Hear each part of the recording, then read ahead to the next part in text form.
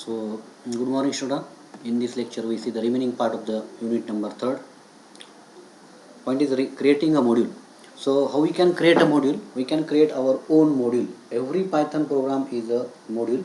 That means every file that we save using .py extension is a module. Now, already we say the what do you mean by the module? Module means any executable code that is written within a Python file and that is saved with a .py extension. These are called as the modules. Now we can create our own module also. There are the inbuilt module also in your Python programs. Likewise, the math, square root. There are the number of modules files are available. These modules were able to be imported in your program for the using purpose, and we can also create our own module also. So how to create our own module in a Python program? We'll see their steps. So steps number 1, create a file having extension .py. For example, print msd.py dev function user print welcome user. So first steps, in the first step we create a one Python file and that's saved by using the .py. Suppose we create the .py file. The name of that py file is a print msg, and in that file we take one function. The name of that function is a fun, and take the parameter as a user and print welcome user. Now steps 2, now open the Python shell and import above module and then call functionality present in that module. Now next step, in this second step we can open the Python program shell programming, and after opening that shell programming we import these the file that we have to be created in a first step. So how to import this file? Import print msg and then print msd.fun path. So when you run this particular file, the output is welcome path. So and in a third step, what will happen in the third step? We can also call the above created print message module in some another file also. For that purpose, open some another file and write the code in it as follows. For example, test.py import print msg and print msg.fun and in bracket Rupali, output will be welcome Rupali. That means in second step we have to be open the shell programming of the Python, and you import that the file .py file that is created in the steps 1, and then print msg.fun and then path. Output will be welcome path. And in second step, instead of opening the shell programming, you can also open another Python program. Save that Python program by test.py suppose, and import the file that is created in the step 1, that is print msg and then print msg.fun Rupali, and output will be when you execute this particular code, the output will be welcome Rupali.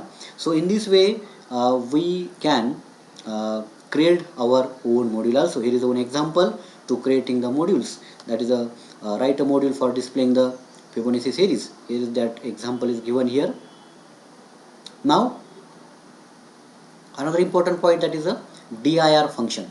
What is dir function?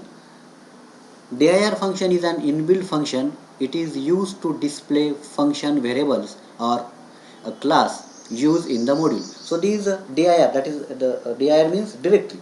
So these directory or dir functions are used to show that which are the different directories available in that particular modules that are used in the Python.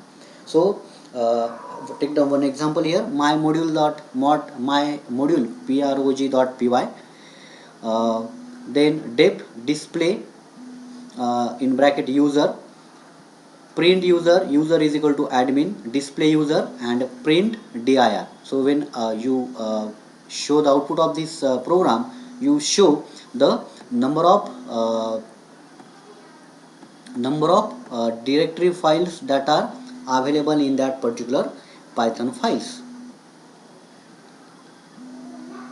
Then Python module is basically a file containing some functions or the and statement. When Python file is executed directly, it is considered as a main modules, and the main module is reorganized as _main_ and provide the basis for complete Python programs. So the main module can import any number of other module, but main module cannot be imported into some other modules. So now another important point will be take here.